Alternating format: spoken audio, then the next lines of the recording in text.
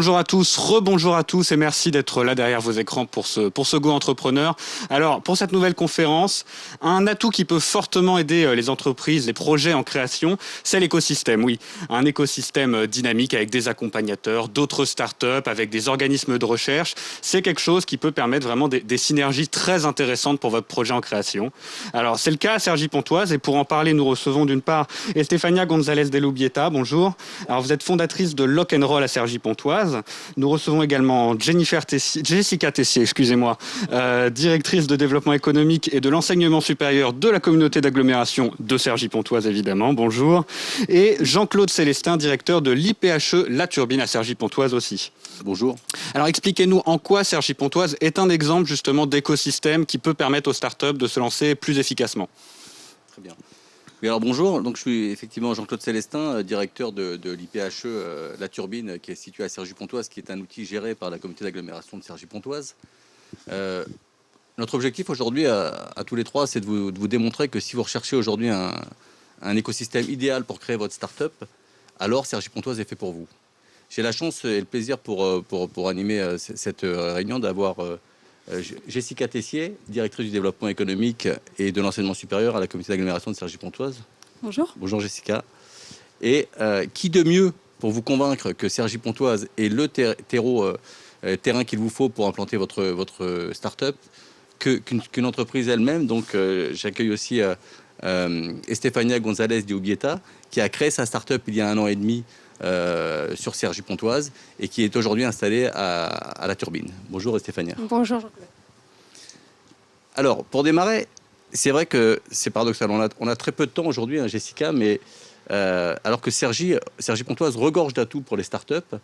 Et finalement, si on devait en sortir quelques-uns, ce seraient lesquels ?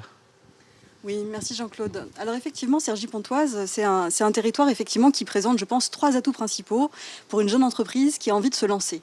Le premier, c'est qu'on est un territoire qui est extrêmement dynamique. L'agglomération de Cergy-Pontoise, c'est 204 000 habitants, 13 000 entreprises, 90 000 emplois, à 35 minutes au nord-ouest de Paris par les transports.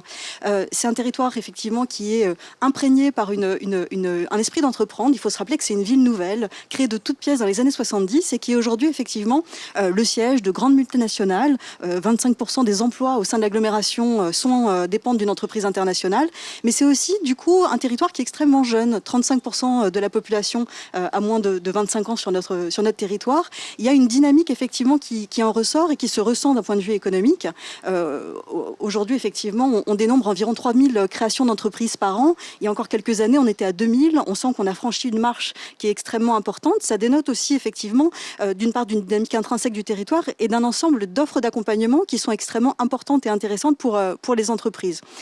C'est peut-être effectivement d'ailleurs le deuxième atout de l'agglomération de Cergy-Pontoise. On a la chance de disposer d'un écosystème qui est extrêmement riche. On a plus de 10 partenaires de la création d'entreprises actifs sur l'agglomération de Cergy-Pontoise et qui vont permettre d'accompagner le créateur depuis l'idée jusqu'à la concrétisation de son projet, au financement de son projet. Et on peut comme ça effectivement mailler l'intégralité du parcours du créateur d'entreprise et faire en sorte effectivement de ne jamais perdre le contact avec lui et de lui offrir effectivement une offre d'accompagnement qui est large, diversifiée et importante. Et puis, le troisième atout de l'agglomération de Cergy-Pontoise, c'est qu'on a un territoire qui est extrêmement engagé et investi dans le soutien à la création d'entreprises. Je vais vous donner quelques exemples chiffrés, quelques chiffres. L'agglomération de Cergy-Pontoise investit par elle-même près d'1 demi-million d'euros par an dans l'appui à la création d'entreprises à Cergy-Pontoise. Parce qu'on va soutenir financièrement des partenaires qui vont eux-mêmes accompagner les entreprises dans leur croissance.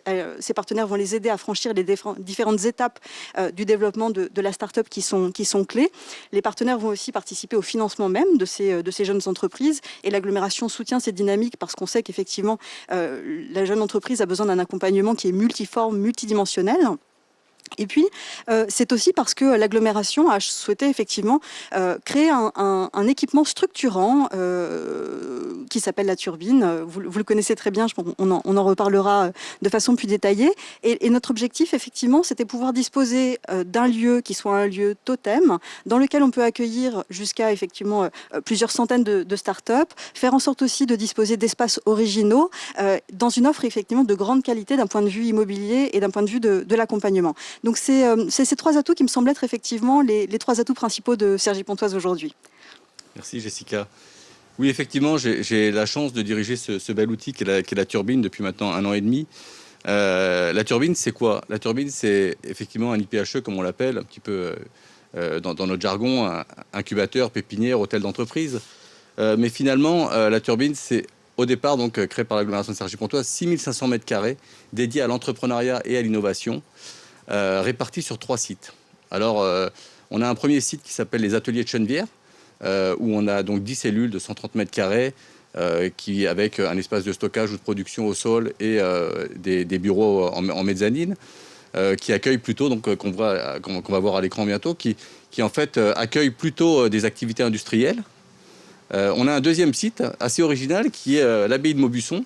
Alors c'est une abbaye cistercienne qui existe toujours, dans laquelle on a une équipe qui gère des expositions, des artistes qui sont en résidence, qui exposent.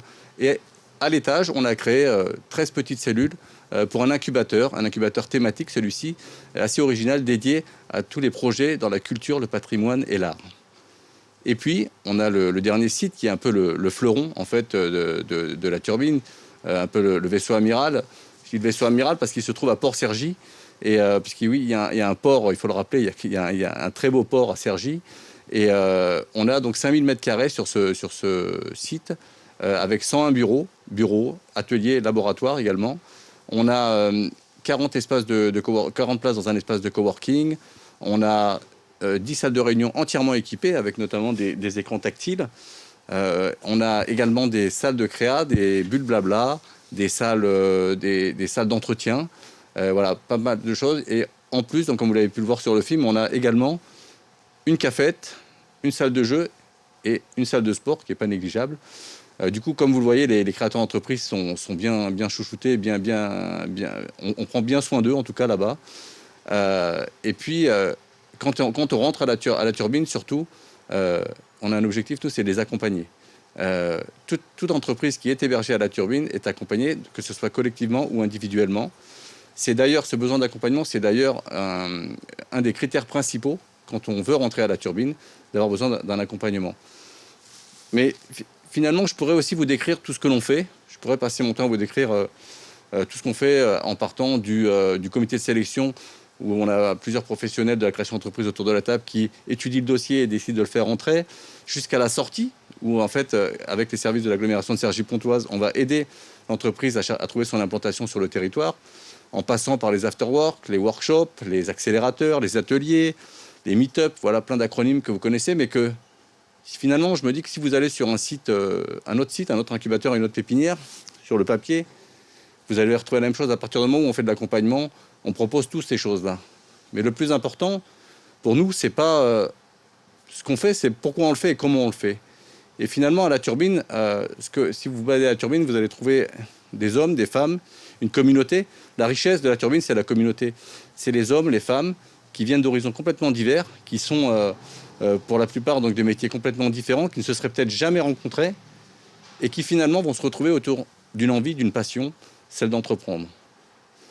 Et nous, notre métier, finalement, c'est d'accompagner ces gens-là et de se mettre à leur service. On va retrouver des autodidactes, des anciens cadres dirigeants de grands groupes, des jeunes, des gens issus des quartiers politiques de la ville. Voilà, pas mal de personnes qui sont complètement différents, qui ont des sujets et des parcours complètement différents et qui vont se croiser, qui vont travailler ensemble sur l'entrepreneuriat. Et nous, notre métier finalement, c'est de se mettre au service de cette communauté, de les accompagner du mieux possible pour qu'ils puissent réussir à entreprendre et réussir leur start-up au mieux, bien sûr, à la faire croître au mieux. La turbine aujourd'hui, c'est, après 1 an et demi d'existence, c'est 72 entreprises, 327 emplois, dont 18% issus de l'enseignement supérieur, un taux d'occupation de 72% et 350 postes de travail. Et parmi ces entrepreneurs, on trouve donc Stéphania, qu'on accompagne depuis 1 an et demi et qu'on a la chance d'accompagner. Et Stéphania, donc vous avez créé Lock 'n Roll. C'est quoi Lock 'n Roll ? Alors, Loc'n'Roll est une société de location de mobilier, électroménager, décoration et tout ce qui peut servir à équiper une maison. Donc, on fait des locations pour des périodes allant de 1 mois jusqu'à 5 ans. Et on fournit systématiquement un service clé en main de livraison, montage et installation chez les clients et reprise des meubles à la fin du contrat pour la tranquillité de tous. Et pourquoi? Parce qu'en fait, si vous vous rendez compte, la vie, elle est faite d'étapes. Vous allez l'arrivée d'un enfant, des études dans une ville qui n'est pas la vôtre, mutation professionnelle, séparation, etc. Et ces étapes sont souvent liées à des besoins spécifiques en termes de mobilier, mais qui sont des besoins temporaires. Et aujourd'hui, faute d'alternatives, on dépense des sommes souvent importantes dans des meubles et des objets qu'on ne veut pas garder et qui, à terme, vont devenir un problème parce qu'il va falloir les stocker, les transporter. Voilà, sans parler du gâchis que cela représente, puisqu'aujourd'hui en France, on jette tous les ans 2 millions de tonnes de déchets issus de l'ameublement, alors qu'on sait tous très bien que parfois, on jette des meubles parce qu'on ne sait plus quoi en faire. Voilà, donc Loc'n'Roll est une réponse simple, souple à ces besoins temporaires d'ameublement. Et visiblement, pour l'instant, l'expérience me donne raison, puisque la société, effectivement, a été lancée fin février 2020, donc au pire moment qu'on peut imaginer, c'était pile avant le premier confinement. 2 semaines après, on était tous confinés. Mais malgré ces contextes plutôt particulier. Dès qu'on a été déconfiné, c'est très vite parti. On a loué en 6 mois plus de 1000 produits. Et d'ailleurs, à la fin de l'année, on a ouvert des opérations à Lille, Bordeaux, Toulouse, Montpellier, Lyon, leurs régions respectives, en Lorraine. Et on a d'autres projets d'ouverture en perspective. Super, merci. Et comment on devient patronne de Loc'n'Roll? C'est du jour au lendemain? Est-ce qu'il y a une réflexion qui a été faite depuis des années, un parcours? Expliquez-nous votre parcours. Oui, je ne vais pas dire que je viens de sortir de l'école, personne ne va me croire. Donc il y a effectivement un parcours, il y a une expérience et il y a aussi un goût des défis. Hein. Donc moi, voilà, je suis diplômée, je suis ingénieure des mines, diplômée de l'école HEC aussi. J'ai passé une vingtaine d'années dans de gros groupes internationaux, donc Deloitte Consulting, Bureau Veritas, dans notamment la conduite de projets complexes de transformation pour les entreprises, un peu dans tous les domaines qui touchent aux entreprises. J'ai eu aussi des postes opérationnels, notamment une direction financière, une direction mondiale des achats. Donc j'ai eu une carrière, j'étais cadre dirigeant dans un grand groupe, justement. J'étais très bien dans ma carrière, j'ai eu la chance de voir plein de choses, de voyager partout dans le monde et de toucher à tous les domaines de l'entreprise. Mais parfois, dans la vie, il faut passer à autre chose. Et voilà, moi, je suis passée par une situation difficile à un moment donné qui m'a amenée à un peu me poser des questions, faire un peu un point sur ma vie. Qu'est-ce que je veux faire? Qu'est-ce que je ne veux pas faire? Voilà, et c'est là où j'ai décidé que j'avais envie d'entreprendre. Bon, l'envie était là depuis un moment, mais c'était le moment de le faire. Et c'est comme ça que je me suis transformée de cadre dirigeant en jeune start-upeuse de 44 ans. Et pourquoi avoir choisi la turbine?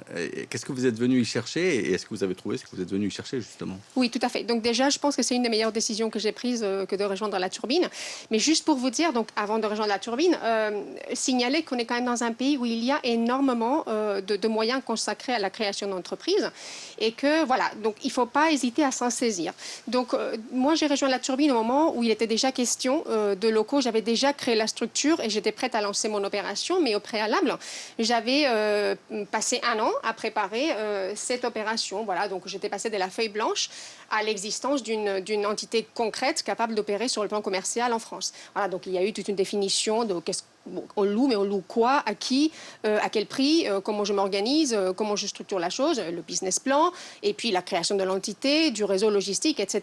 Donc déjà, pendant toute cette phase-là, j'ai fait appel à l'aglo, j'ai fait appel aux chambres de commerce, au réseau Entreprendre également, et cette aide a été vraiment importante. Déjà parce que ça m'a permis de valider mon projet. Hein. Donc, c'est-à-dire que là, vous pouvez présenter votre projet à des personnes qui font ça tous les jours, hein, qui sont habituées à entendre des gens présenter leur projet. Ils sont capables d'identifier un projet bien ficelé d'un projet qui est encore à améliorer.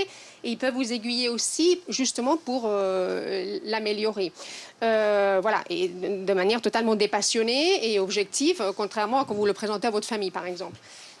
Ça m'a permis aussi, par exemple, d'identifier le dispositif de la turbine. Moi, si je n'avais pas été accompagnée auparavant déjà par l'aglo, je n'aurais pas forcément su que la turbine allait s'ouvrir quelques mois plus tard. Et c'est ce qui m'a permis aussi de pouvoir postuler avant que la turbine ouvre et de choisir mes bureaux, limite.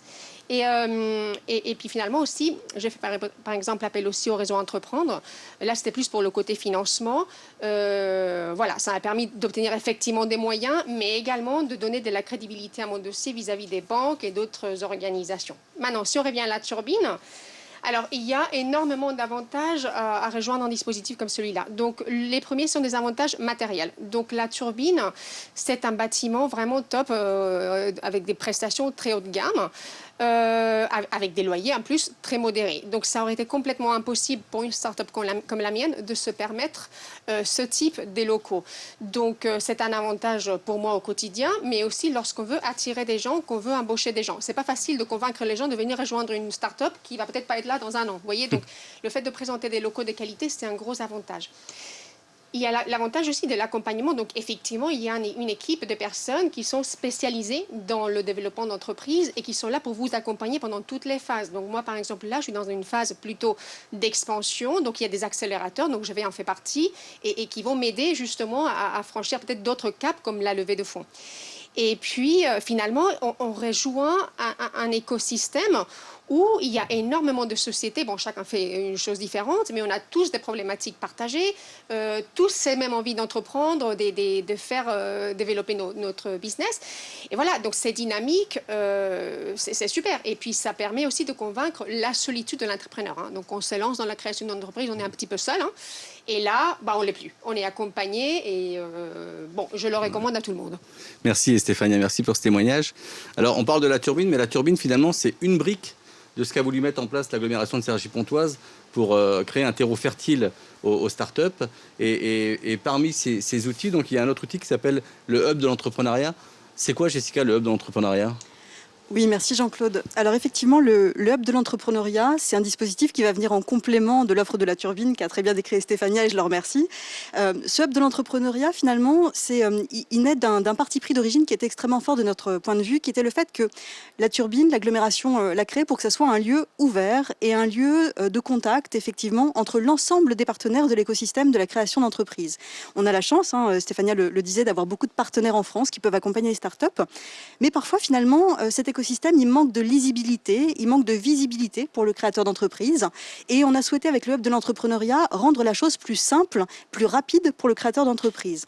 Du coup, ce Hub, c'est une façon d'associer l'ensemble des partenaires, finalement, de faire en sorte, effectivement, de pouvoir les accueillir, par exemple, lors de formations, d'ateliers, de permanence à la turbine, faire en sorte qu'ils soient présents au sein du lieu et que toute personne, tout intéressée par l'entrepreneuriat, puisse venir, effectivement, participer à ces animations, rencontrer le partenaire qu'il est venu rencontrer, mais peut-être aussi découvrir l'offre de l'autre partenaire qui a un sens pour son projet, qui va pouvoir l'accompagner d'une certaine façon et pouvoir effectivement comme ça améliorer aussi le type d'accompagnement qui est offert aux créateurs d'entreprises. Donc c'était effectivement extrêmement important pour nous de créer ce type d'occasion, de temps fort ensemble.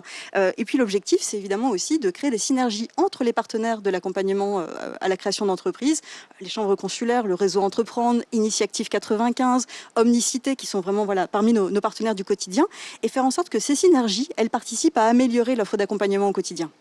Merci.